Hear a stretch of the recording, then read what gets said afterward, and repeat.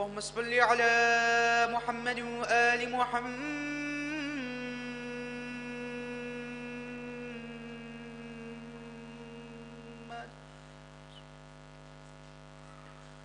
أعوذ بالله من الشيطان اللعين الرجيم.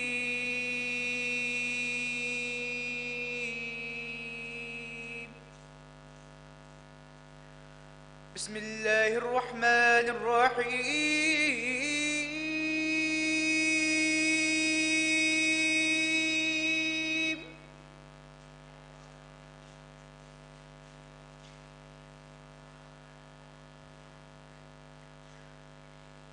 واضرب لهم مثلا أصحاب القرية إذ جاءها المرسلون.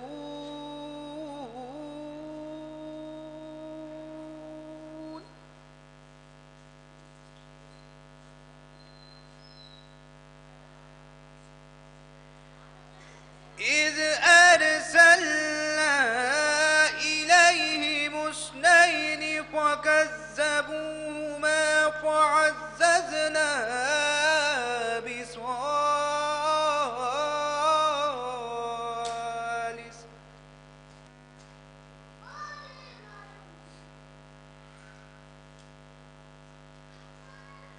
بثالث فقالوا إنا إليكم مرسلون.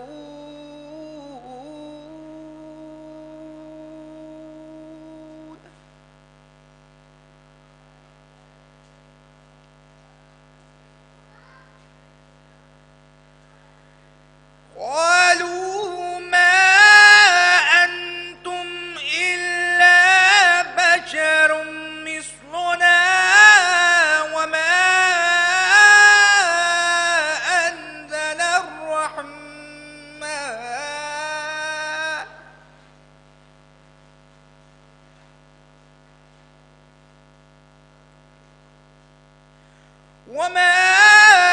أنزل الرحمن من شيء إن أنتم إلا تكذبون.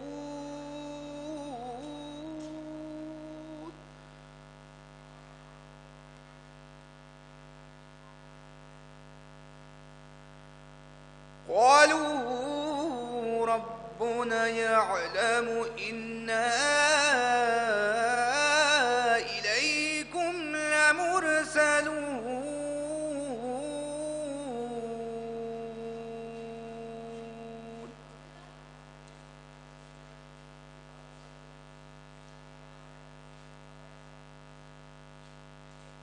وما علينا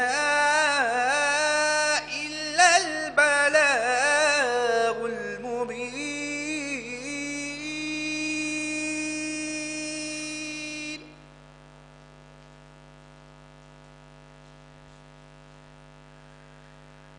قالوا ربنا يعلم إنا إليكم لمرسلون وما علينا إلا البلاغ المبين.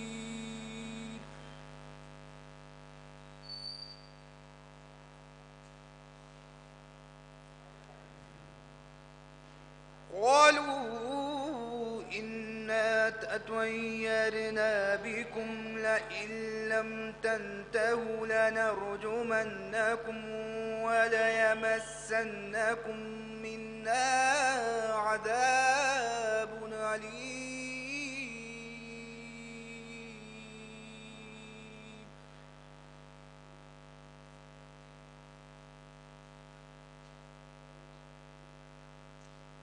قالوا طائركم معكم أئن ذكرتم بل أنتم قوم مسرفون.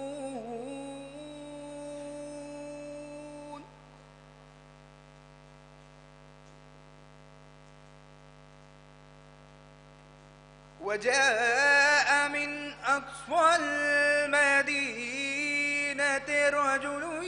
فاستسقى قال يا قوم اتبعوا المرسلين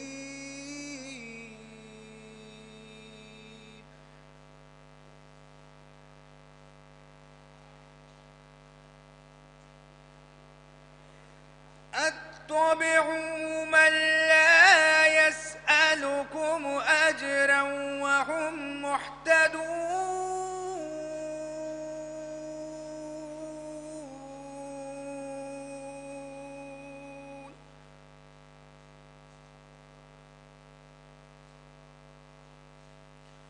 وما لي لا أعبد الذي فطرني وإليه ترجعون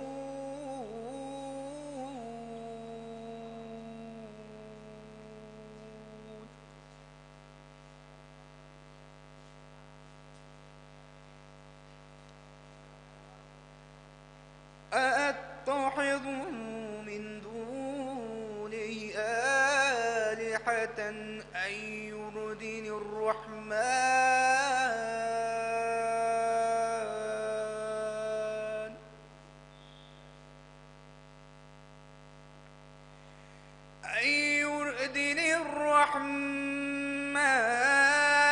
بضر لا تغن عني شفاعتهم شيئا ولا ينحرون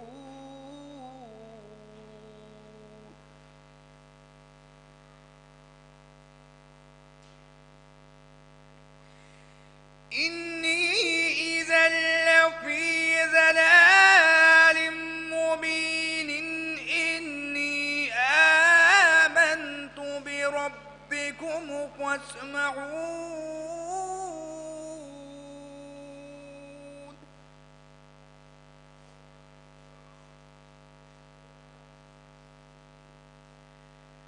قيل ادخل الجنة قال يا ليت قومي يعلمون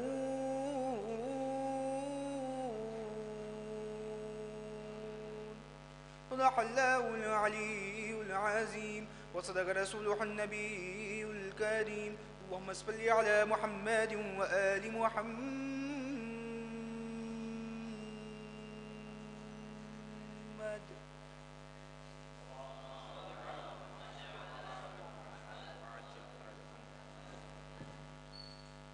मजलिस का आगाज़ बाकायदा तौर पर तिलावत कलाम रब्बानी से हो चुका है। 4 मिसरे समात फरमाएं कि नसीब खुल गया फर्शे अज़ा बिछाने से, नसीब खुल गया फर्शे अज़ा बिछाने से, मकाम महकने लगा सैयदा के आने से। नसीब खुल गया फर्शे अज़ा बिछाने से, मकाम महकने लगा सैयदा के आने से। है मौत शहद से शीरीं कहा था कासिम ने, है मौत शहद से शीरीं कहा था कासिम ने, दलील मिल गई असगर के मुस्कुराने से। है मौत शहद से शीरीं कहा था कासिम ने, दलील मिल गई असगर के मुस्कुराने से।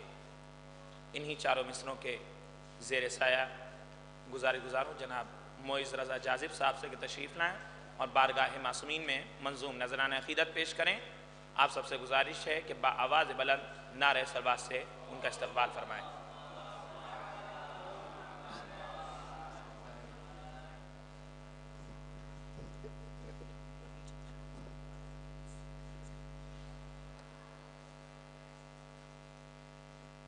बर मोहम्मद वाले मोहम्मद सलवात।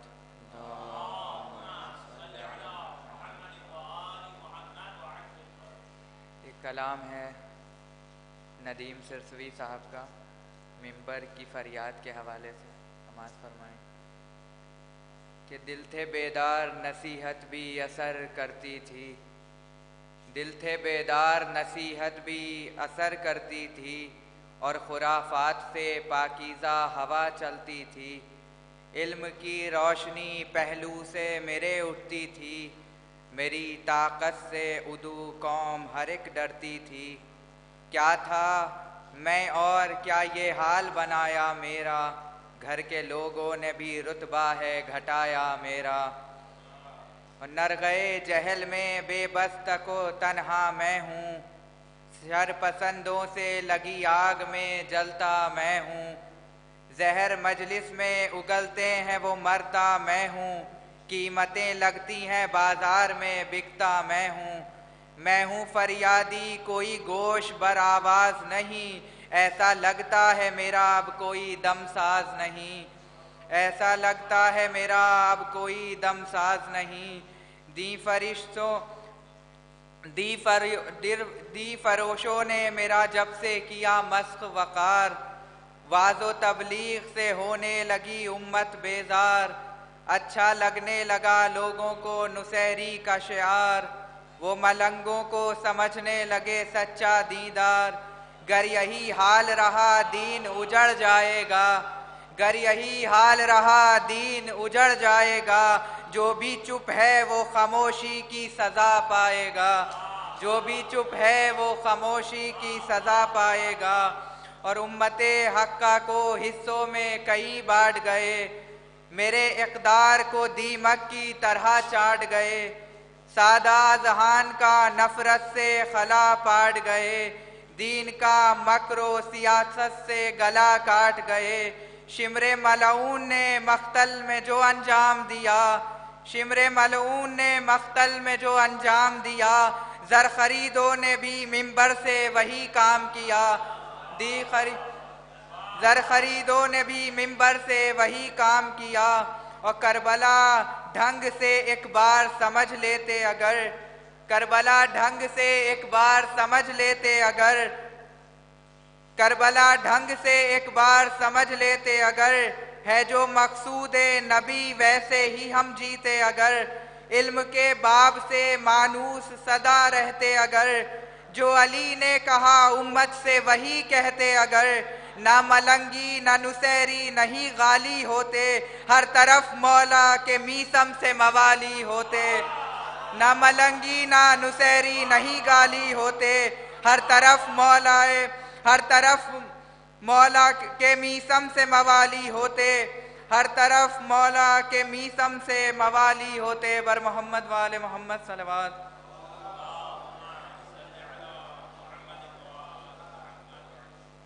ایک اور کلام ہے جناب زینب سلام اللہ علیہ کے حوالے سے کہ اے تعصب زدہ دنیا تیرے کردار پہ خاک، اے تعصب زدہ دنیا تیرے کردار پہ خاک، بغض کی گرد میں لپٹے ہوئے معیار پہ خاک، ایک عرصے سے میری ذات میں آباد ہے دشت، ایک عرصے سے میری ذات میں آباد ہے دشت، ایک عرصے سے پڑی ہے در و دیوار پہ خاک، وہ غزالوں سے ابھی سیکھ کے رم لوٹا ہے، بال ہیں دھول میں گم اور لب و رخسار پہ خاک، مجھے پلکوں سے صفائی کی سعادت ہو نصیب، مجھے پلکوں سے صفائی کی سعادت ہو نصیب، ڈال کر جائے ہوا روز در یار پہ خاک، اور ایک خطبہ جو دیا حضرت زینب نے خیال بطور خاص، کہ ایک خطبہ جو دیا حضرت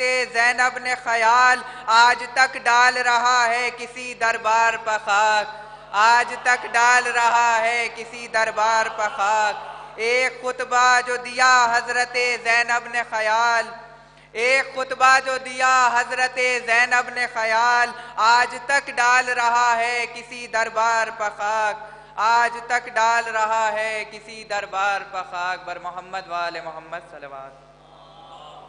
صلی علی محمد وآل محمد۔ بہترین اشعار آپ کے گوش گزار کر رہے تھے جناب معز رضا جازف صاحب۔ 15 رجب وہ روز کہ بی بی زینب سلام اللہ علیہ کی شہادت کے حوالے سے مخصوص ہے، لہٰذا ایک مطلع چند اشعار سماعت فرمائیں کہ کیا بتاؤں مقام زینب کا، کیا بتاؤں مقام زینب کا، اس میں اعظم ہے نام زینب کا، کیا بتاؤں مقام زینب کا، اس میں اعظم ہے نام زینب کا، اور تیرے در پر بھی آئے گا جبریل، تیرے در پر بھی آئے گا جبریل، تیرے در پر بھی آئے گا جبریل، تو بھی ہو جا غلام زینب کا، تیرے در پر بھی آئے گا جبریل، تو بھی ہو جا غلام زینب کا، اللہ اللہ ہر تیری قسمت، اللہ اللہ ہر تیری قسمت، تجھ کو آیا سلام زینب کا، اللہ اللہ ہر تیری قسمت، تجھ کو آیا سلام زینب کا۔ اور سارے نبیوں سے کہہ رہا تھا خدا، سارے نبیوں سے کہہ رہا تھا خدا، دیکھا تم سب نے کام زینب کا، سارے نبیوں سے کہہ رہا تھا خدا، دیکھا تم سب نے کام زینب کا، اور بن گیا خود علم سا کاغذ پر، سماعت فرمائیں کہ بن گیا خود علم سا کاغذ پر، لکھ رہا تھا میں نام زینب کا، بن گیا خود عالم سا کاغذ پر، لکھ رہا تھا میں نام زینب کا، لکھ رہا تھا میں نام زینب کا۔ اور ماتم شاہ اور یزید کے گھر، ماتم شاہ اور یزید کے گھر، دیکھ لو انتقام زینب کا، ماتم شاہ اور یزید کے گھر، دیکھ لو انتقام زینب کا۔ اور دیکھتا ہے حسین کا سجدہ، دیکھتا ہے حسین کا سجدہ، دیکھتا ہے حسین کا سجدہ، خود بھی رک کر قیام زینب کا، دیکھتا ہے حسین کا سجدہ، خود بھی رک کر قیام زینب کا۔ انہی مصروں کے زیر سایہ گزارش گزار ہوں شاعر اہل بیت جناب عنایت صاحب سے کہ تشریف لائیں اور بارگاہ معصومین میں منظوم نذرانہ عقیدت پیش کریں۔ آپ سب سے گزارش ہے کہ آواز بلند نعرہ صلوات سے ان کا استقبال فرمائیں۔ صلی علی محمد وآل محمد۔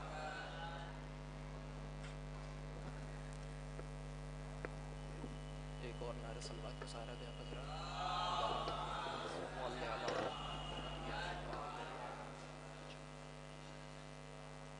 کہ سلام ہی نہیں، سلام ہی نہیں زہرا کے در سے وابستہ، سلام ہی نہیں زہرا کے در سے وابستہ، بہت سی یادیں ہیں اس ایک گھر سے وابستہ، سلام ہی نہیں زہرا کے در سے وابستہ، بہت سی یادیں ہیں اس ایک گھر سے وابستہ، اور حیا حجاب سے غیرت سے شرم سے سج کر، حیا حجاب سے غیرت سے شرم سے سج کر، وہ دو جہاں میں ہے انمول زر سے وابستہ، وہ دو جہاں میں ہے انمول زر سے وابستہ، حیا حجاب سے غیرت سے شرم سے سج کر، وہ دو جہاں میں ہے انمول زر سے وابستہ، اور زمانے والوں مجھے کیا ڈرا سکو گے بھلا، زمانے والوں مجھے کیا ڈرا سکو گے بھلا، شجاعتیں ہیں میری رب کے ڈر سے وابستہ، شجاعتیں ہیں میری رب کے ڈر سے وابستہ، زمانے والوں مجھے کیا ڈرا سکو گے بھلا، شجاعتیں ہیں میری رب کے ڈر سے وابستہ۔ ایک نعرہ صلوات کا سہارا حضرات۔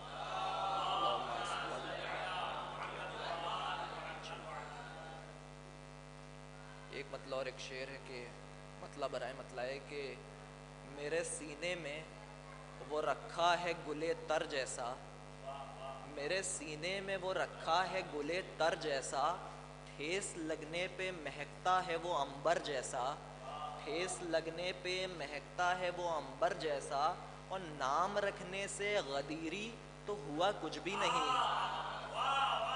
نام رکھنے سے غدیری تو ہوا کچھ بھی نہیں، بات تو تب ہے کہ سیرت میں ہو قمبر جیسا، بات تو تب ہے کہ سیرت میں ہو قمبر جیسا، نام رکھنے سے غدیری تو ہوا کچھ بھی نہیں، نام رکھنے سے غدیری تو ہوا کچھ بھی نہیں، بات تو تب ہے کہ سیرت میں ہو قمبر جیسا، بات تو تب ہے کہ سیرت میں ہو قمبر جیسا۔ چند شعر اور سماعت فرما لیں کہ اب کہ یہ کیسی بلا شہر ازا آئی ہے، اب کہ یہ کیسی بلا شہر ازا آئی ہے، اتنا سناٹا نہیں جتنی کہ تنہائی ہے، اتنا سناٹا نہیں جتنی کہ تنہائی ہے، اور سوچنا کتنا چمکتا تھا ازا کا سورج، سوچنا کتنا چمکتا تھا ازا کا سورج، کیا ہماری ہی قطعوں سے گھٹا چھائی ہے؟ سوچنا کتنا چمکتا تھا ازاں کا سورج، کیا ہماری ہی قطعوں سے گھٹا چھائی ہے؟ اور ان کو تو مانتا ہے ان کی نہیں مانتا ہے، ان کو تو مانتا ہے ان کی نہیں مانتا ہے، کوئی سمجھاؤ مجھے کیسے یہ مولائی ہے؟ ان کو تو مانتا ہے ان کی نہیں مانتا ہے، ان کو تو مانتا ہے ان کی نہیں مانتا ہے، کوئی سمجھاؤ مجھے کیسے یہ مولائی ہے؟ اور اس لیے کرتے ہیں سجاد کو یعقوب سلام، اس لیے کرتے ہیں سجاد کو یعقوب سلام، یوسفوں کے چلے جانے پہ بھی بینائی ہے، اس لیے کرتے ہیں سجاد کو یعقوب سلام، یوسفوں کے چلے جانے پہ بھی بینائی ہے۔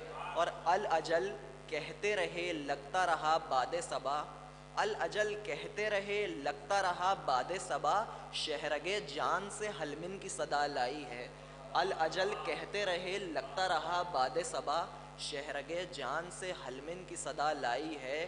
اور دار ظلمات پہ ہوتا میں عنایت لیکن، دار ظلمات پہ ہوتا میں عنایت لیکن، غیب سے وارث عیسیٰ کی مسیحائی ہے، غیب سے وارث عیسیٰ کی مسیحائی ہے، اب کہ یہ کیسی بلا شہر ازاں آئی ہے، اتنا سناٹا نہیں جتنی کہ تنہائی ہے، ان کو تو مانتا ہے ان کی نہیں مانتا ہے، کوئی سمجھاؤ مجھے کیسے یہ مولائی ہے۔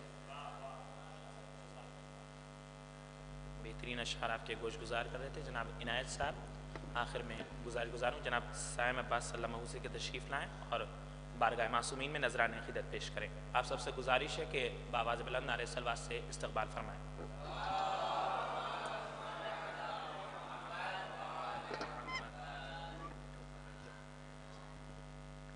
نعرہ صلوات۔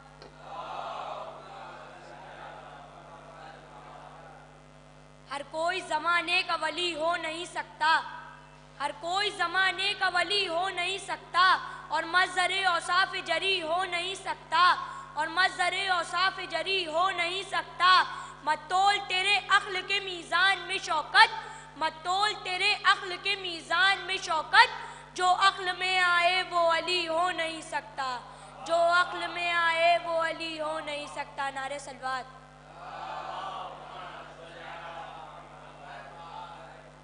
جس کو غم حسین کی پہچان نہیں، جس کو غم حسین کی پہچان نہیں، سچ پوچھو وہ مسلمان نہیں، سچ پوچھو وہ مسلمان نہیں، مجھ سے پوچھتے ہو شان حسین کی لوگو، مجھ سے پوچھتے ہو شان حسین کی لوگو، کیا تمہارے گھر قرآن نہیں، کیا تمہارے گھر قرآن نہیں؟ نعرہ صلوات۔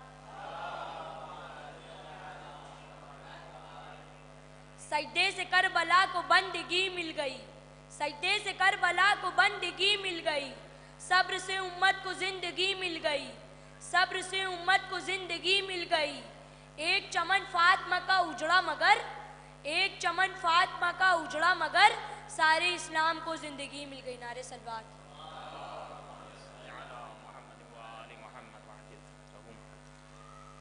ایک ماں کے ایصال ثواب کی مجلس ہے، ماں کے حوالے سے نظم ملاحظہ فرما لیں، اس کے بعد مولانا موصوف رونق افروز ممبر ہوں گے۔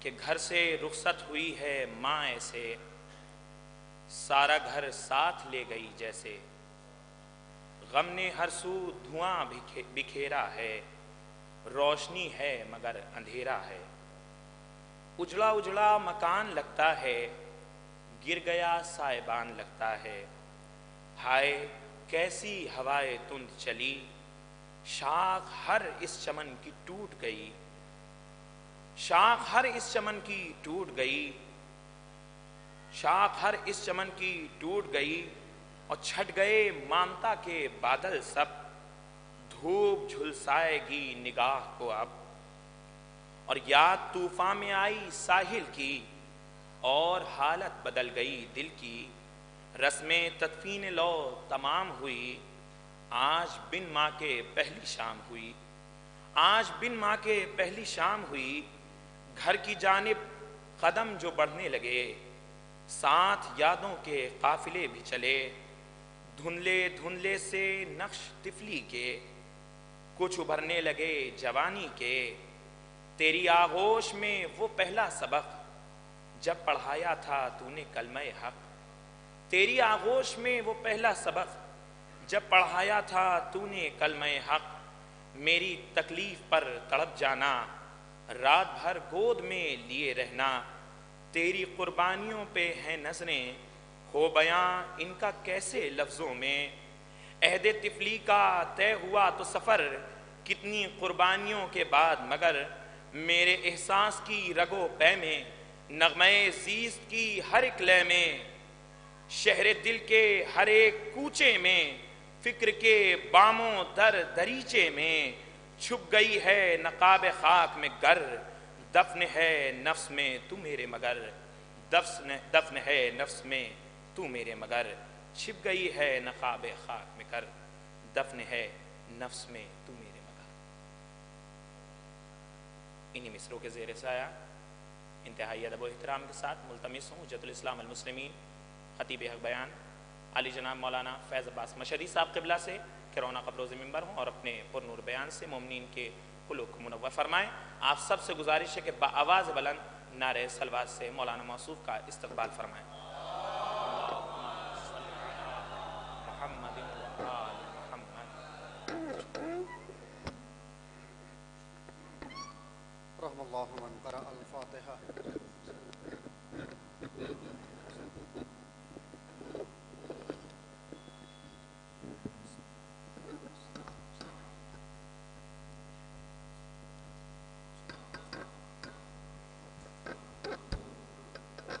حضرات گزارش ہے کہ ایک مرتبہ سورہ حمد اور 3 مرتبہ سورہ اخلاص کی تلاوت فرما کر مرحومہ حسن جہاں بنت علی عباس صاحب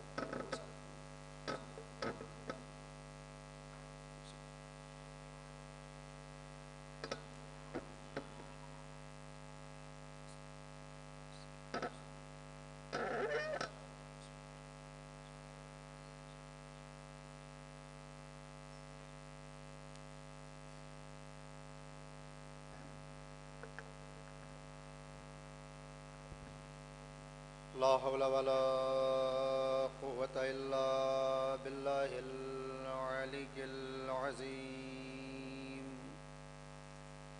أعوذ بالله من الشيطان اللعين الرجيم بسم الله الرحمن الرحيم الحمد لله الذي لا يبلغ مدحته القائلون ولا يحصي نعماءه الآتون ولا يؤدي حقه المجتهدون الذي لا يدركه بعد الهمام ولا يناله غوث الفتن الذي ليس لصفته حد محدود ولا نعت موجود ولا وقت معدود ولا أجل ممدود فطر الخلائق بقدرته ونشر الرياح برحمته واتدى بالصخور ميدان أرضه ثم الصلاة والسلام على النبي المكي المدني الأمي القرشي الحاشمي الأبطهي التحامي أصله وسيل وفرحه طويل وكنبه كهيل وخلقه عظيم المعلن الحق بالحق أبي القاسم محمد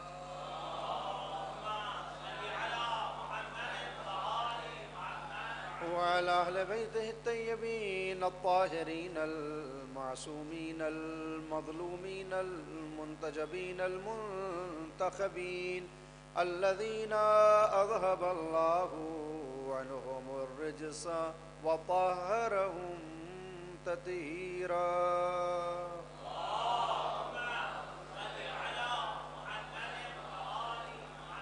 ولعنة الله على أعدائهم من من الآن إلى قيام يوم الدين أما بعد فقد قال الله سبحانه تبارك وتعالى في محكم كتابه الحكيم وهو أصدق الصادقين وقوله الحق بسم الله الرحمن الرحيم الله ولي الذين آمنوا يخرجهم من الظلمات إلى النور والذين كفروا أولياؤهم الطاغوت يخرجونهم من النور إلى الظلمات أولئك أصحاب النار هم فيها خالدون صلوات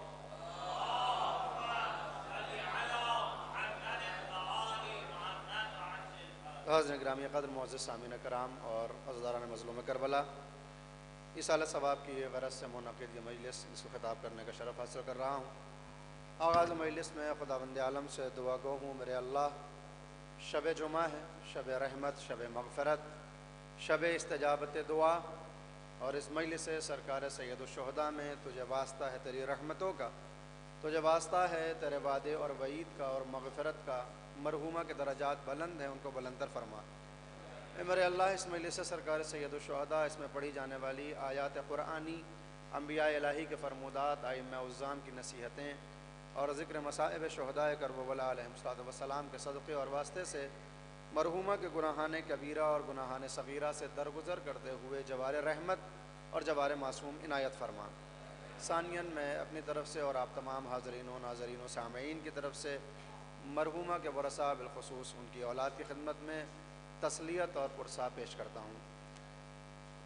قرآن کریم سے کچھ فقرے جن کی تلاوت کا شرف حاصل کیا ہے، یہ فقرے آپ کو حفظ بھی ہیں، بچپن سے آپ ان کا ورد کرتے آئے ہیں، ان کی تلاوت کرتے ہیں، ان کی قرات کرتے ہیں، اور جن آیات سے متعلق یہ فقرات ہیں اور اس آیت کو کہ جس کو ہر مسلمان قبول کرتا ہے، کہ جسے ہم آیت الکرسی کے نام سے یاد کرتے ہیں، انہی کے یہ اواخر کے فقرات ہیں جن کی تلاوت کی گئی ہے۔ بس فرق یہ ہے کہ عام مسلمانوں کے یہاں آیت الکرسی وہو العلی العظیم پر تمام ہو جاتی ہے، اور ہمارے یہاں کچھ آیات کا اضافہ ہوتا ہے کہ جن میں اواخر میں خداوند عالم ارشاد فرماتا ہے اپنی ولایت کے متعلق کہ اللہ ولی الذین آمنوا یخرجہم من الظلمات الی النور۔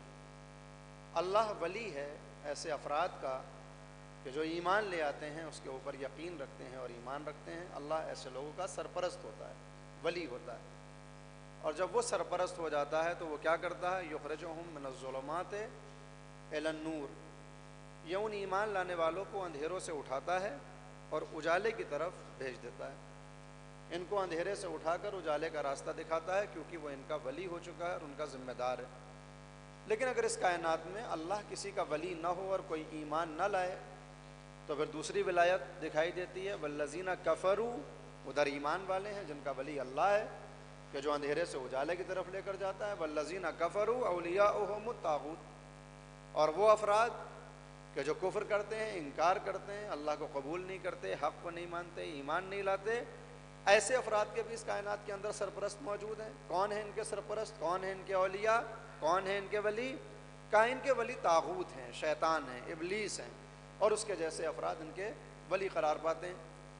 جس طرح سے اللہ جب ولی ہوتا ہے تو اندھیرے سے اٹھاتا ہے، اجالے کی طرف لے کر جاتا ہے، ظلمات سے نور کی طرف لے جاتا ہے، گمراہی سے ہدایت کے راستوں کو دکھاتا ہے، ویسے ہی یہ طاغوت بھی ایک عمل انجام دیتے ہیں۔ یہ کیا کرتے ہیں؟ یخرجونہم من النور الی الظلمات، یہ اگر پہلے سے وہ افراد نور میں ہوں، اجالے میں ہوں، تو چونکہ اب یہ ولی قرار پا چکے ہیں، ان کو اجالے سے اٹھاتے ہیں اور اندھیروں کی وادیوں میں دھکیل دیتے ہیں۔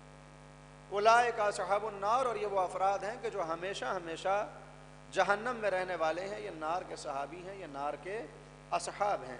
ہم فیہا خالدون، اور اب یہ ہمیشہ ہمیشہ اسی جہنم میں رہنے والے ہیں۔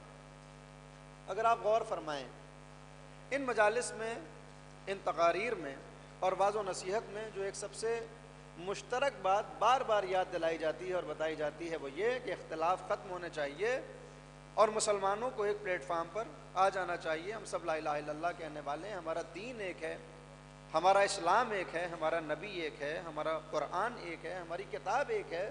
تو جب بہت سے مشترکات پائے جاتے ہیں تو ہم سب کو مل بیٹھ کے آپسی مشکلات کو حل کرنا چاہیے اور اختلاف کو ختم کرنا چاہیے. یہ بہت اچھی بات ہے اور ہونا چاہیے, اسی کی طلب بھی کی جاتی ہے اور امید بھی کی جاتی ہے.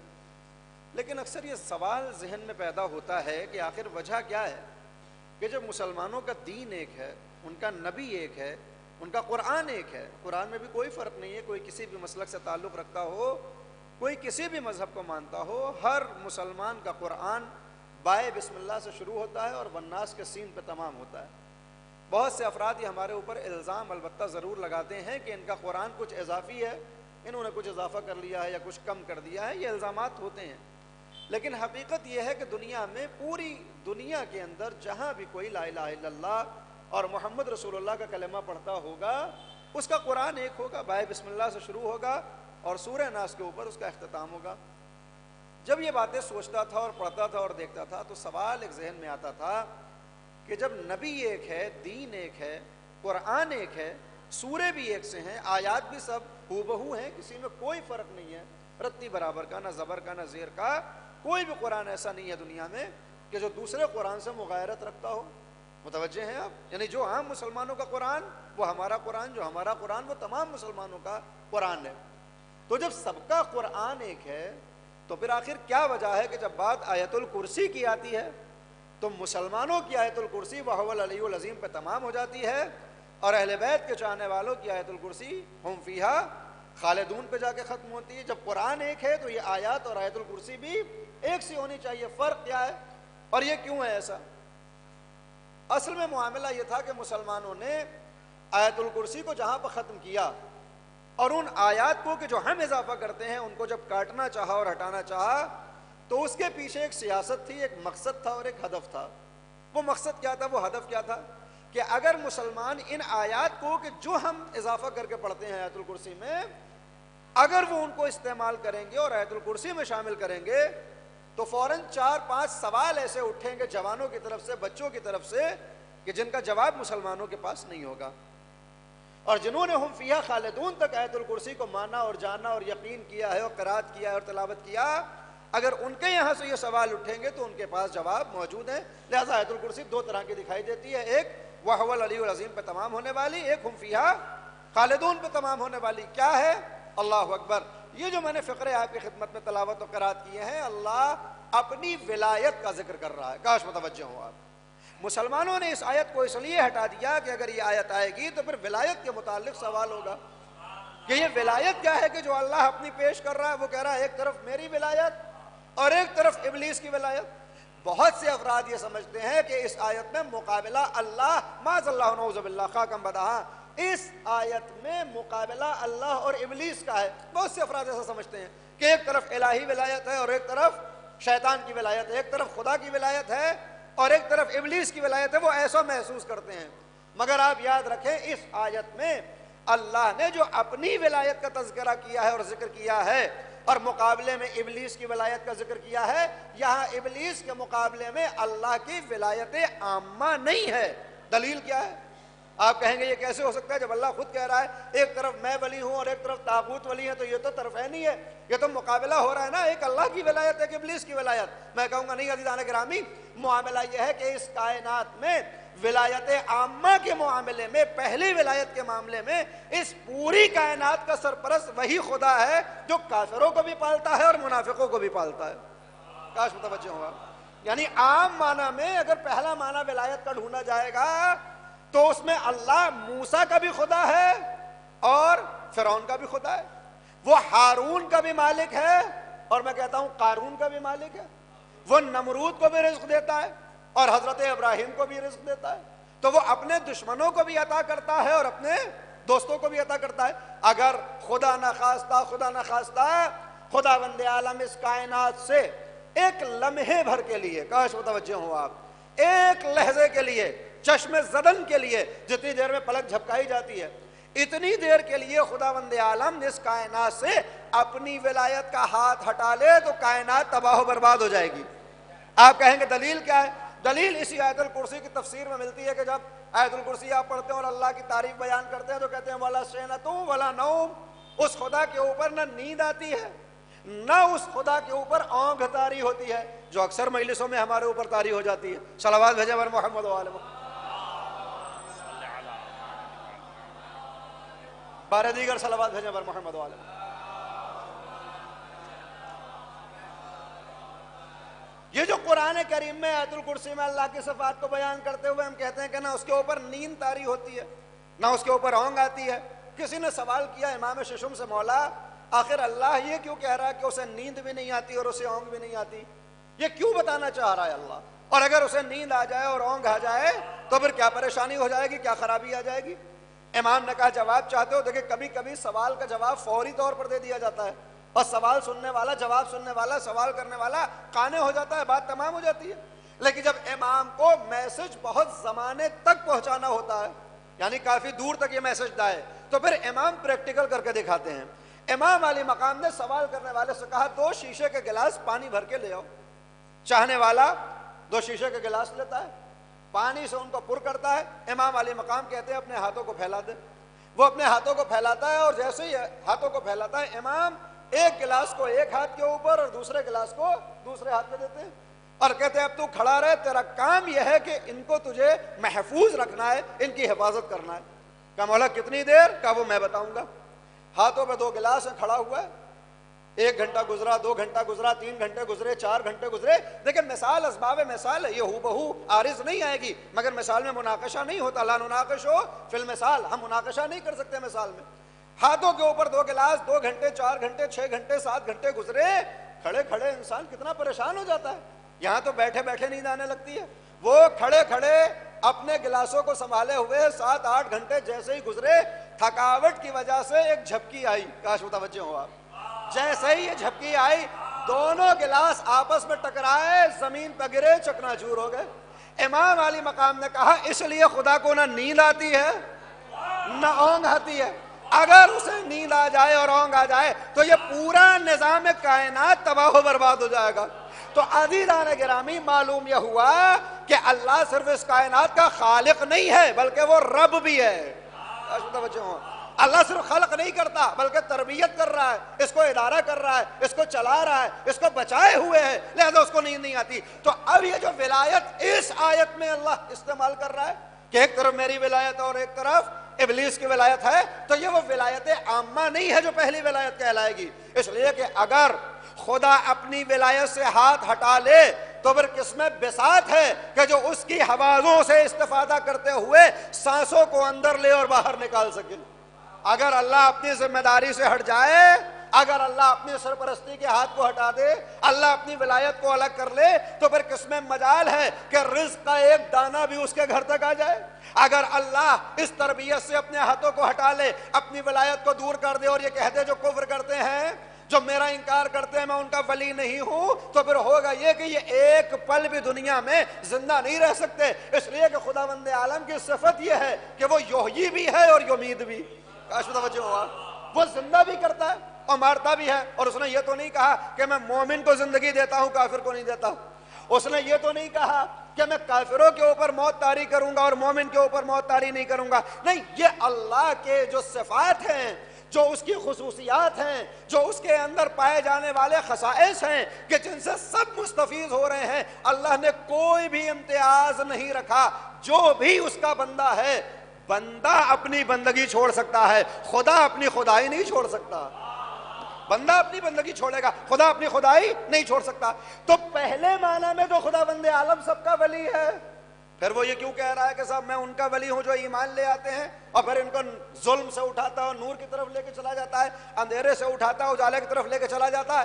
اللہ اکبر! جواب اس وقت ملا کہ جب ولایت خدا کو قرآنی آیات میں تلاشنا شروع کیا کہ اللہ آخر کن لوگوں کا ولی ہوتا ہے، کیسے ولی ہوتا ہے، کن شرائط پر ولی ہوتا ہے، کن افراد کے ساتھ ولی ہوتا ہے، تو وہی مشہور آیت سامنے آئی کہ جس نے بتایا انما ولیکم اللہ۔ جب اللہ اپنی ولایت خاصہ کو پیش کرنا چاہتا ہے تو پھر وہ اکیلا تمہارا ولی نہیں ہوتا بلکہ اللہ ولی ہوتا ہے، والرسول रसूल, और इस विलायत में उसका रसूल शामिल होता है और वो अफराद शामिल होते हैं कि युकीमून सलात व यूतून ज़कात व हुम राकिऊन, और वो भी तुम्हारे वली हैं जो ईमान ले आए, नमाजों को कायम करें, ज़कात अदा करें दर ऐन हाल के जब वो रुकू को अंजाम देते हो। मालूम यह हुआ कि जब अल्लाह आयतुल कुर्सी की विलायत को पेश करता है तो अपनी विलायत के साए में पैगंबर की विलायत को पेश करता है, पैगंबर के साए में अली की विलायत को पेश करता है। मालूम यह हुआ कि आयतुल कुर्सी की विलायत में अल्लाह के मुकाबले में इब्लीस नहीं है, बल्कि अहले बैत और रसूल के मुकाबले में इब्लीस है। तवज्जो हुआ इस आयत में, अल्लाह वलियुल्लज़ीना आमनू युखरिजुहुम मिनज़्ज़ुलुमाति इलन-नूर वल्लज़ीना कफ़रू औलियाउहुमुत-तागूत युखरिजूनहुम मिनन-नूर इलज़-ज़ुलुमात उलाइका अस्हाबुन-नार हुम फ़ीहा खालिदून। अल्लाह उनका वली और तागूत ऐसे अफराद के वली। तो आप मुझे रुक के जुमला कह देने दीजिए। इसका मतलब यह हुआ कि अगर कोई विलायत खुदा के मुकाबले पर आ जाए, तवज्जो हो आप, अगर कोई रसूल की विलायत के मुकाबले पर आ जाए, अगर कोई आइम्मा की विलायत के मुकाबले पर आ जाए, तो फिर सिर्फ उसको मुनाफिक कह के खारिज नहीं किया जाएगा, बल्कि उसको इब्लीस समझना पड़ेगा और तागूत समझना पड़ेगा। लिहाजा तारीख में देखते चले जाएं कि अल्लाह की विलायत के मुकाबले पर कौन आ रहा है, पैगंबर की विलायत के मुकाबले पर कौन आ रहा है, आइम्मा की विलायत के मुकाबले पर कौन आ रहा है। अच्छा, अल्लाह ने ये विलायत का इंतजाम किया क्यों, ये भी एक सवाल है। अगर अल्लाह चाहता कि जैसे बाज मुसलमान ये सोचते हैं कि किसी वास्ते की जरूरत नहीं है, आप अल्लाह से खुद मांग लीजिए, अल्लाह आपको अता कर देगा, भला किसी को जरिया बनाने की जरूरत क्या है। आमतौर पर मुसलमानों का एक फिरका ऐसा नजर आता है जो वसीले का कायल नहीं है। अल्लाह ने इस विलायत में पैगंबर की विलायत को क्यों शामिल किया, अल्लाह ने अपनी विलायत में रुकू में ज़कात देने वालों की विलायत को क्यों शामिल किया, इसलिए कि बंदों के अंदर इतनी ज़र्फियत नहीं है कि अल्लाह की तरफ से आने वाली नेमत को डायरेक्ट हासिल कर सकें। लिहाजा अहले बैत अलैहिमुस्सलातु वस्सलाम को वास्ते फैज़ इलाही करार दिया कि अब इनके जरिए से अल्लाह की नेमतें भी उतरेंगी और इन्हीं के जरिए से हमारे आमाल हसना भी कबूल किए जाएंगे। लिहाजा अगर आमाल को अल्लाह की तरफ भेजना है तब भी यही वलियान खुदा होंगे जो जरिया बनेंगे, और अगर अल्लाह के इनाम को अपनी तरफ बुलाना है तब भी यही जरिया बनेंगे। और इसीलिए हम शब जुमा में दुआओं का एहतमाम करते हैं, जरियों का इस्तेमाल करते हैं। कभी दुआए कुमैर के जरिए हजरत कुमैर और मौलाए कायनात को वास्ता बनाते हैं और अपने गुनाहों की आमुर्जिश चाहते हैं और इस्तग़फ़ार करते हैं। कभी हम दुआए तवस्सुल पढ़ के चारदा मासूमीन को वसीला बनाते हैं क्योंकि ये अल्लाह की तरफ से वली करार पाएं और इनके वसीले से हमारी हाजात पूरी हो जाती हैं। कभी हम हदीस क़िसा को क़िराअत करते हैं ताकि इनका जिक्र खैर हो जाए, और इनके जिक्र खैर में जब मलाइका आने लगे तो उनके आने की वजह से अल्लाह बाब इजाबत को खोले और हमारी दुआएं मकबूल हो जाए। ये हम करते हैं इसलिए क्योंकि कुरान का ये कानून है। हाँ, ये और बात है कि अब हमारा मुआमला ये हो जाता है कि हम कहते तो ज़रूर हैं कि जब हदीस क़िसा होती है तो मलाइका आते हैं, आखिर में जो कलिमात हैं अगर आप गौर फरमाएं कि जब मौला कायनात ने पूछा है पैगंबर इस्लाम खत्मी मर्तबत हजरत मोहम्मद मुस्तफ़ा सल्लल्लाहु अलैहि वसल्लम, जब पैगंबर ने सब बताया है कि जिब्रील अमीन अभी आए थे, उन्होंने बताया कि इन्नी मा खलक़्तु समाअ मबनिया वला अर्ज़न मदहिया वला क़मरन मनीरा वला शम्सन मुदिया वला फल्कन यदूर वला बहरन यजरी वला फुल्कन यसरी इल्ला फी मोहब्बत हाउलाइल खमसतल्लज़ीना हुम ताहतल क़सा। इन पांच के लिए ज़मीन को बनाया, आसमान को बनाया, चरिंद को पैदा किया, परिंदों को उड़ान दी, हवा को खल्क़ किया, फ़िज़ा को बनाया, ये सारी कायनात बनाई अल्लाह ने इन पांच के लिए। तो फ़ौरन अल्लाहु अकबर, फौरन मौलाए कायनात ने पूछा कि अब इसकी फजीलत और जरा बयान करिए कि और क्या चीजें हैं। और अब आप तर्जुमा जाके देखेंगे तो आपको मालूम यह होगा कि पैगंबर इस्लाम ने फरमाया कि बस यही समझ लो कि अगर ये जिक्र खैर कहीं पर होने लग जाए, ये हदीस क़िसा के फ़क़रात कहीं पढ़े जाएं और इन आयात की अगर तिलावत हो जाए तो फिर क्या होता है, मलाइका नाजिल होते हैं। काश मुतवज्जो हों। और कब तक ये मलाइका क्या करते हैं, इस्तग़फ़ार करते रहते हैं उन लोगों के लिए जो इस बज़्म में बैठे हों। यानी जिस वक्त हदीस क़िसा होती है, जितने भी अफराद वहां बैठे होते हैं उतनी देर तक मलाइका आके उनके लिए इस्तग़फ़ार करते हैं। काश मुतवज्जो हों। इस्तग़फ़ार करते हैं कब तक, इला अन यतफ़र्रक़ू, जब तक वो आपस में फैल नहीं जाते और मजलिस खत्म नहीं हो जाती और वो अपने अपने घरों की तरफ नहीं पलट जाते, तब तक मलाइका इनके लिए इस्तग़फ़ार करते रहते हैं। काश मुतवज्जो हो आप। ये हम पढ़ते तो हैं हर शब जुमा, ہم ہر شب جمعہ اس کو پڑھتے ہیں کہ ہوتی ہے حدیث کے ساتھ آتے ہیں ملائکہ استغفار کرتے ہیں، مگر اب یہ دیکھا جانے لگا ہے کہ حدیث قصہ پڑھنے والا اکیلے حدیث قصہ پڑھتا رہتا ہے، اور ہمارا طریقہ کیا ہوتا ہے؟ ہم ایک طرف تو یہ کہتے ہیں کہ ملائکہ آتے ہیں، ایک طرف تو ہم یہ سوچتے ہیں کہ ہمارے اجتماع کی وجہ سے اللہ دعاؤں کو قبول کرتا ہے، ملائکہ کے آنے کی وجہ سے کیا ہوتا ہے؟ توبہ قبول ہو جاتی ہے، اور ہم اس حدیث قصہ کے اوپر بہت زیادہ دھیان نہیں دیتے، ہم اپنی توجہ ادھر نہیں دیتے اور دوسرے کاموں میں، اور خاص کر کیونکہ یہ ماہ رجب و ماہ شعبان ہے، مسلسل آپ دیکھ رہے ہوں گے شب جمعہ مسجد کے اندر جب حدیث قصہ ہو تب شاید آپ متوجہ ہو جائیں، اس لیے کہ جب تک زیارت نہیں ہوگی تب تک تبرک نہیں بٹے گا، آپ جان نہیں سکتے۔ لیکن نکاح کے معاملے میں اکثر یہ دیکھا جاتا ہے کہ صاحب نکاح سے پہلے حدیث قصہ ہو رہی ہے اور کوئی اپنے وہ سیخ کباب کھا رہا ہے، کوئی کافی کی چسکیاں لے رہا ہے، اور یہاں کیا ہو رہا ہے؟ ملائکہ نازل ہو رہے ہیں۔ کس کو دھوکہ دے رہے ہیں ہم؟ کس کو فریب دے رہے ہیں ہم؟ یا تو جو زبان سے کہہ رہے ہیں وہ غلط ہے، کاش متوجہ ہوں، اور اگر جو زبان سے کہہ رہے ہیں اس کا ایمان دل میں نہیں ہے۔ ہم کہہ رہے ہیں ملائکہ آ رہے ہیں اور ان کے سامنے ہم اسٹینڈرڈ طریقے سے ڈسپوزل میں چائے پی رہے ہیں۔ آپ غور فرمائیں، کوئی ملک آپ کے پاس آ جائے اور آپ اس کے سامنے چائے پینے لگی ہے تو میرا دل تو یہ کہتا ہے کہ ملک کا کام کچھ بھی ہو اس وقت وہ اسرائیل بن جائے گا۔ صلوات بھیجے بر محمد و آل محمد۔ بہرحال تمہیں ولایت عزیزان گرامی، یہ ولایت جو خدا بند عالم کی ہے، جس کے مقابلے میں ابلیس کی ولایت آتی ہے، یہ اللہ کی ولایت عامہ نہیں ہے، ولایت خاصہ ہے کہ جس کے مقابلے میں ابلیس کی ولایت ہے، وگرنہ اللہ سب کا ولی ہے، پوری کائنات کا ولی ہے۔ اللہ نے اس ولایت کے نظام کو کیوں بنایا؟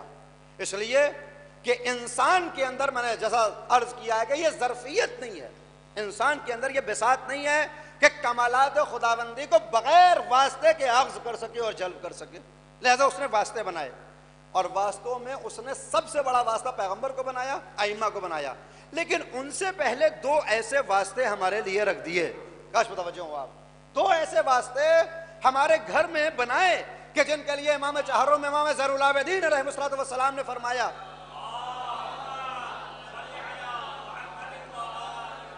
دیکھیں جب بھی کبھی آپ کو موقع ملے اور آپ اپنے آپ کو شیعہ اگر آپ کہتے ہیں، اور یقیناً آپ شیعہ ہیں، اگر امام کے ہم چاہنے والے ہیں، تو ہماری ذمہ داری، بہت سی ذمہ داریاں ہیں ہماری، ایک ذمہ داری بہت ضروری والی ہے، اور وہ یہ کہ ہم کو اپنی زندگی میں دو کتابوں کی طرف توجہ ضرور دینا چاہیے۔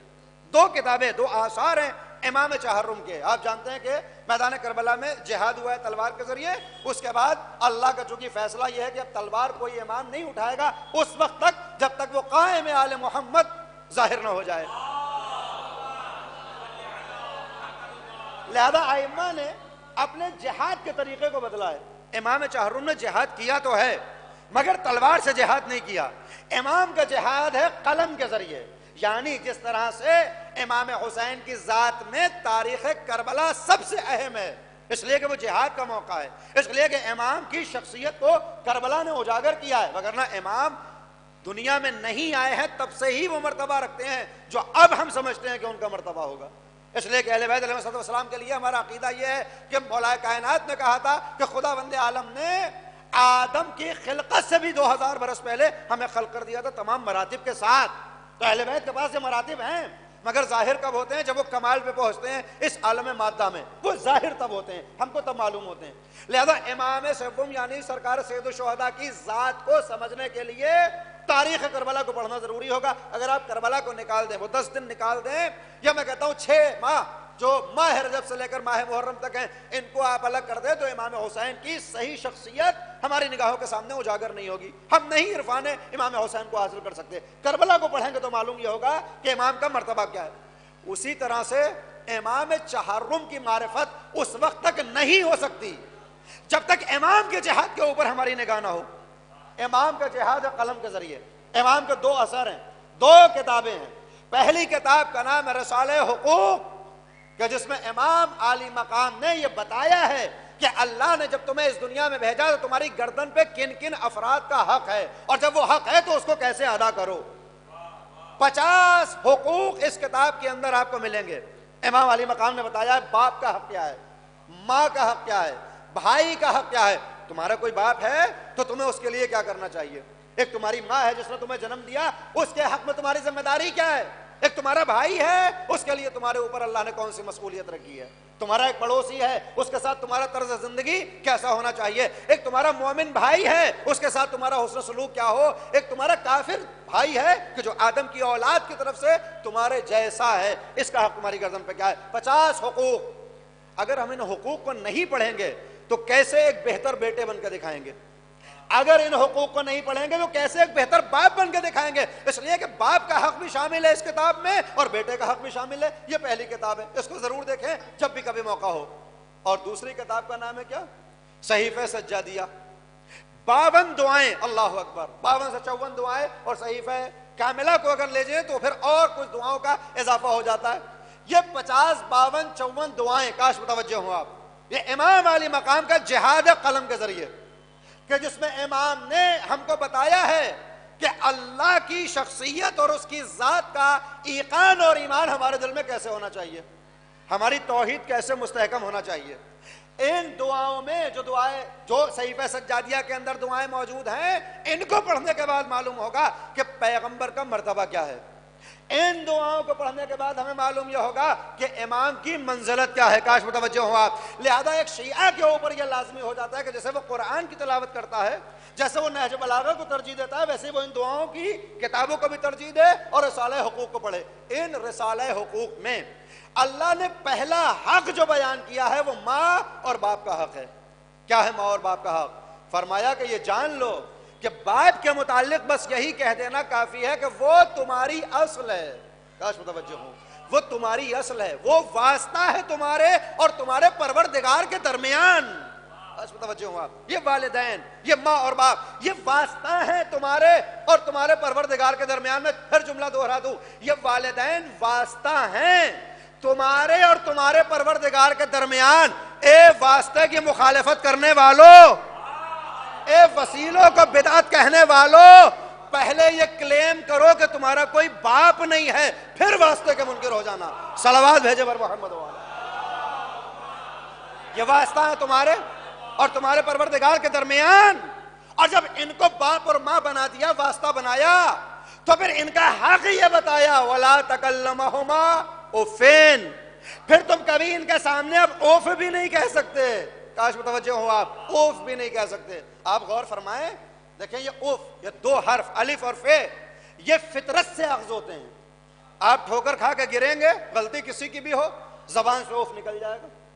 آپ کے اوپر کوئی اگر ایسی بات عارض آ جائے، کوئی ایسا واقعہ پیش آ جائے، کوئی ایسی بات آپ کو دکھائی دے جائے جو قابل قبول نہ ہو، تو فوراً زبان سے نکلتا ہے اوف۔ یہ ہماری فطرت میں ہے، لیکن قرآن کہہ رہا ہے کہ نہیں، اس فطرت کے تم یہ سمجھ رہے ہو کہ یہ فطرت ہے نا، ہم نے اس میں فطرت میں نہیں رکھا کہ والدین کے مقابلے میں تم اوف کہہ سکو، تم اوف بھی نہیں کہہ سکتے۔ امام ششم سے کسی نے پوچھا، مولا یہ لفظ اوف کیوں استعمال کیا قرآن کریم نے، کیوں کہا کہ والدین کے سامنے تم اوف بھی نہیں کہہ سکتے؟ امام نے فرمایا کہ اگر نگاہ قدرت میں اس لفظ اوف سے ہلکا کوئی لفظ ہوتا تو اللہ اس کو استعمال کرتا، کہ اس کی بھی اجازت نہیں ہے، اس کی بھی اجازت نہیں ہے۔ سوال یہ پیدا ہوتا ہے کہ خدا بند عالم آخر کیوں چاہتا ہے کہ ہم اپنے والدین کے سامنے اوف بھی نہ کریں؟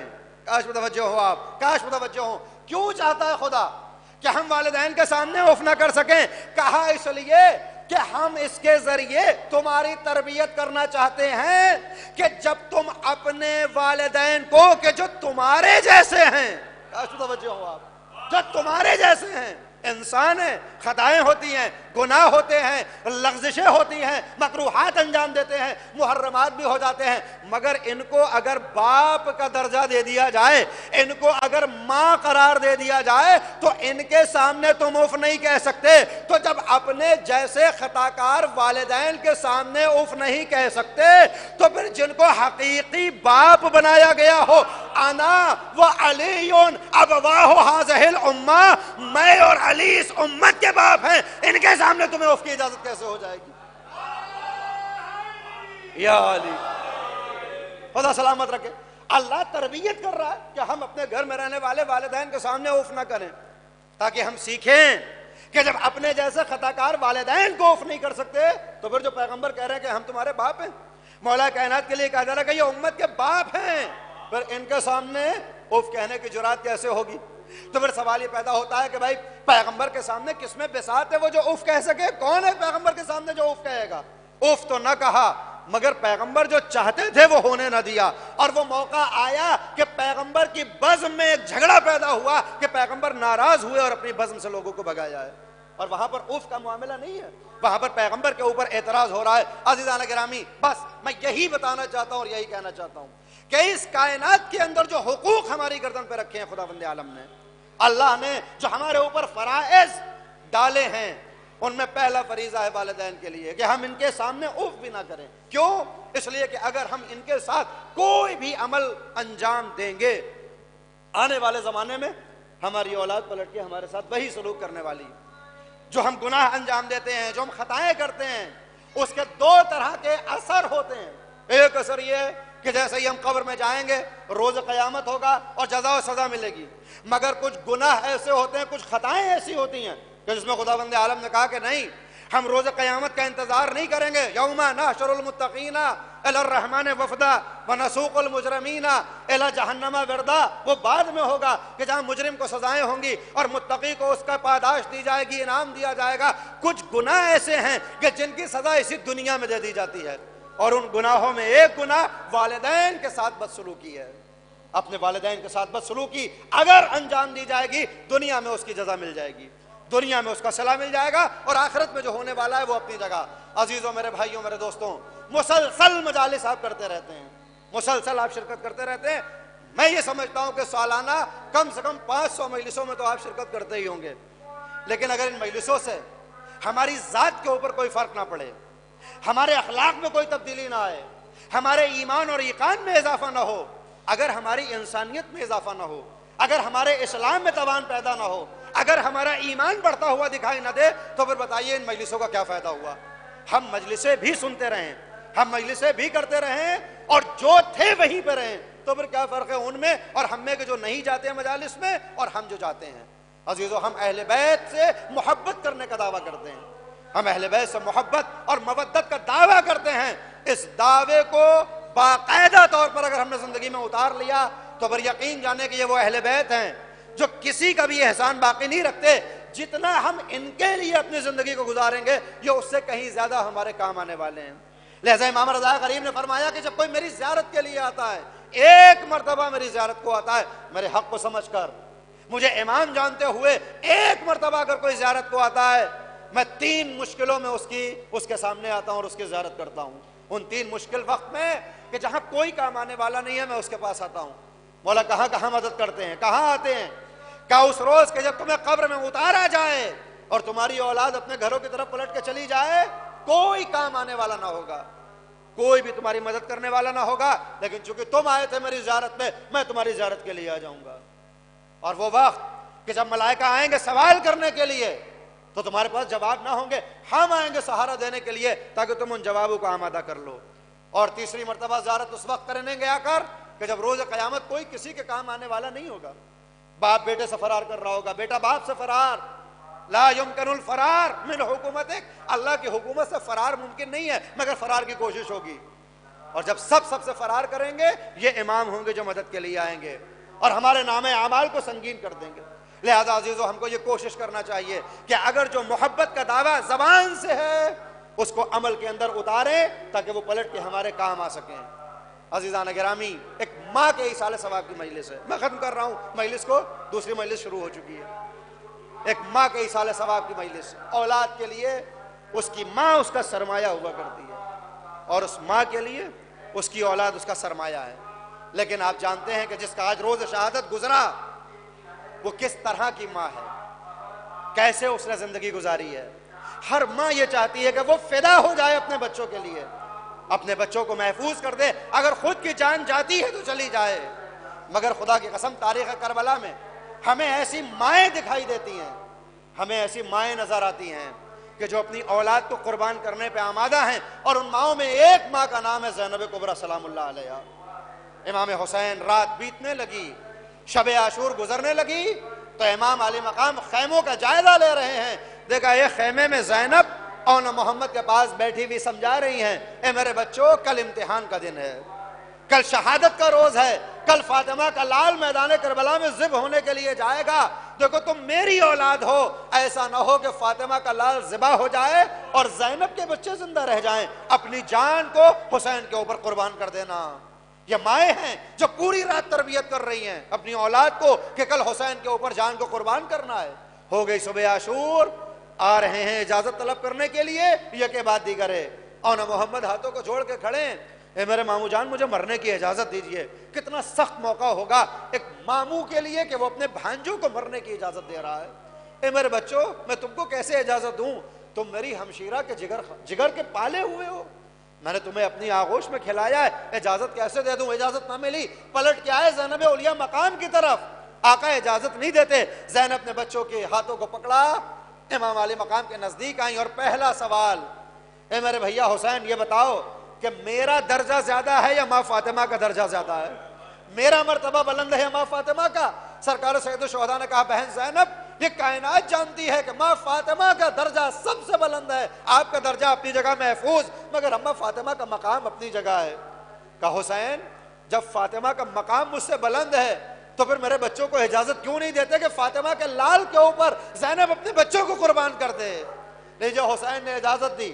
اونا محمد میدان کاردار میں آئے. مجھے اونا محمد کے مصائب نہیں پڑھنے, صرف اشارہ کرنا ہے. آ گئے میدان کاردار میں. وہ موقع آیا کہ جب سر کے اوپر گرز لگا, آواز دی, سرکار سید الشہداء بچوں کے جنازے پہ پہنچ چکے ہیں. لاشوں کو اٹھایا, خیمے میں لے کر آئے. ایک ماں کے سامنے بچوں کی میت رکھی ہوئی ہے, مگر حسین کی آنکھ میں آنسو نہیں ہے. حسین پریشان نہیں. حسین جس طرح سے پریشان اور مضطرب ہونے چاہیے وہ نہیں دکھائی دے رہے ہیں. حسین اگر مضطرب نہ ہو تو بجا, مگر ایک ماں اگر اپنے بچوں کی میت کو دیکھے تو کیسے مضطرب نہ ہو؟ مگر کسی تاریخ نے نہیں بتایا کہ زینب کے اندر ان اونا محمد کے جنازوں کو دیکھنے کے بعد اس طرح پیدا ہوا ہو. زینب خاموش ہیں. دن تمام ہو گیا, شام غریبہ آ گئی. زینب اب سالار کاروان ہے, 11 محرم کو حسین کا کچلا ہوا جنازہ دیکھ رہی ہے. کربلا سے کوفہ اور کوفہ سے شام. اور جب رہائی مل گئی, میں ختم کر رہا ہوں مجلس کو, رہائی ملی تو تبرکات آنا شروع ہوئے. ایک ایک شہید کا سر آتا تھا اور اس کا وارث اس سر کو اپنے ہاتھوں میں لیتا تھا. قاسم کا سر آیا, ام فروا نے بڑھ کے آگے لیا. ششماہے کا سر آیا, رباب آگے بڑھی. عباس کا سر آیا, ام کلثوم نے آغوش کو پھیلا دیا.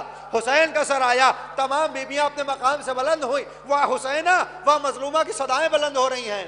مگر اسی اسنا میں 2 چھوٹے چھوٹے کٹے ہوئے سر آئے. کوئی بیوی لینے کے لیے نہ بڑھی. شام کی عورتیں تڑپ کے کہتی ہیں کہ یہ بچے کیا بے وارث ہیں کہ ان کا باپ بھی مارا گیا اور کوئی ماں بھی نہیں جو ان کو اپنی آغوش میں لے لے. بس زینب تڑپ گئی, بیوی ایسا نہ کہو, ان بچوں کی ماں زینب میں زندہ ہوں, مگر میں حسین پہ آنسو بہاؤں, عباس کا مرثیہ پڑھوں یا اپنے بچوں کے اوپر گریا کروں؟ اونا محمد پہ آنسو نہ بہاؤں گی. زینب کربلا میں اونا محمد پہ گریا نہیں کرتی. زندان شام میں اونا محمد کا ماتم نہیں ہوتا. کاروان پلٹ کے مدینے گیا. اب جب زینب عبداللہ کے گھر میں داخل ہوئی, 2 چھوٹے چھوٹے مسلے دیکھے, آج ایک ماں کا دل بھر آیا. اے میرے اونا محمد, آج ماں تم پہ آنسو بہائے گی. زمانہ گزر رہا ہے, وہ موقع آیا کہ بیوی کو دوبارہ شام جانا نصیب ہوا. رات کا وقت بڑھنے لگا, دمشق کے دروازے بند ہو چکے تھے. ایک مقام پہ زینب نے اپنے خیموں کو لگا دیا. عابد بیمار ہمراہ ہیں. اے میرے بچے, اے میرے بیٹے, اے امام وقت, ذرا بتائیے تو صحیح یہ کون سا مقام ہے؟ اس لیے کہ یہ جانا پہچانا معلوم ہوتا ہے. پھوپھی اماں, یہ وہی مقام ہے کہ جب ہم قیدی بنا کر لائے گئے تھے تو چند ساعتیں ہم نے یہاں گزاری تھی تاکہ بازار شام کو سجا دیا جائے. پر جیسا ہی اتنا سنا تو کہا یہاں پہ وہ باغ بھی ہوگا جہاں حسین کا سر لٹکایا گیا تھا, یہاں وہ درخت بھی ہوگا جہاں عباس کا سر تھا, جہاں قاسم کا سر تھا. کہا بی بی وہ باغ نزدیک ہے. زینب اولیاء مقام اس باغ تک پہنچی, درختوں کو دیکھا. ان درختوں میں عباس کا سر نظر آیا, اکبر کا سر نظر آیا. آنسو بہا رہی ہے بی بی. اچانک جب درخت کے نزدیک گئی, یہ وہی درخت تھا کہ جس درخت میں حسین کے سر کو بالوں کے ذریعے لٹکایا گیا تھا. بہن کو کربلا کا منظر یاد آیا, نو کے نیدا پہ حسین کا سر یاد آیا, اس درخت پہ چڑھایا جانا یاد آیا. ایک مرتبہ رونا شروع کیا, گریا جو شروع ہوا, غش کھا کے زمین پہ گر گئی. رات بڑھنے لگی, باغبان جو نزدیک آیا دیکھا کوئی معظمہ زمین پہ گری ہوئی ہے. بیلچے سے سر پہ وار کیا، سر سے خون کا جو فوارہ جاری ہوا، زینب اولیاء مقام اس دنیا سے جا چکی ہے۔ میں کہوں گا اے بی بی، ارے تمہارے سر پہ وار کیوں کرنا ہو؟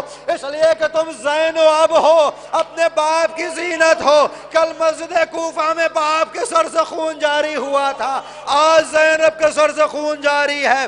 عابد بیمار نے پھوپھی اماں کے جنازے کو دیکھا، قبر کو آمادہ کیا، ارے دو ہاتھ بلند ہوئے، اے زین العابدین میری زینب کو میرے حوالے کر۔ اس لیے کہ مدینے کے دربار میں چند ساتھ ہو رہی تھی، سر کے بال سفید ہو گئے تھے، مگر ہائے رے میری زینب کربلا سے کوفہ، کوفہ سے شام کی منزلوں کو طے کرتے، امتحانات کو انجام دیتے۔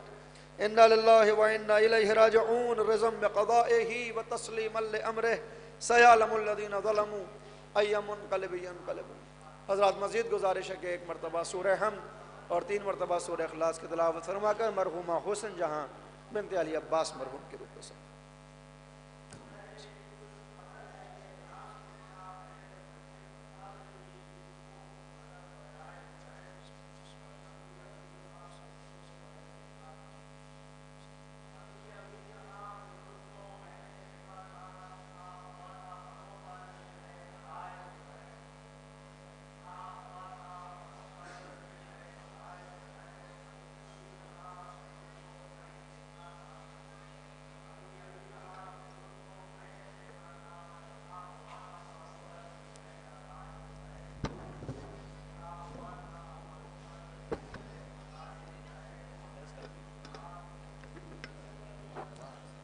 صلی اللہ علیک یا ابا عبداللہ وعلی الارواح التي علت بفنائک علیک منی جمیعا سلام اللہ ابدا ما بقیت وبقی اللیل والنہار وناجعله اللہ آخر العهد منی لزیارتکم السلام علی الحسین وغدا علی ابن الحسین وعلى اولاد الحسین وعلى اصحاب الحسین السلام علیکم ورحمۃ اللہ وبرکاتہ۔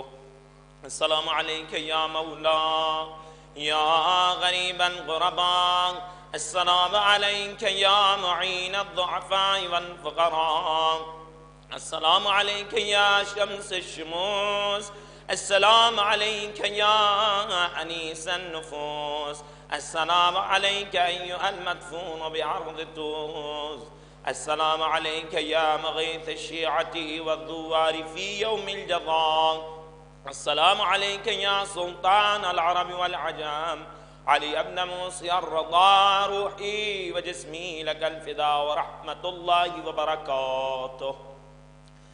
صلی اللہ علیک یا مولانا یا صاحب الاسن والزمان، الامان الامان الامان من فتنة الزمان، السلام علیک یا خلیفۃ الرحمن، السلام علیک یا شریک القرآن، السلام علیک یا مدر الایمان، السلام علیک یا امام الانس والجان، السلام علیک یا امام زماننا هذا، عجل اللہ تعالی فرجک وسهل اللہ تعالی مخرجک وذکورک وجعلنا اللہ من اقوانک وانصارک وشیعتک ومحبیک۔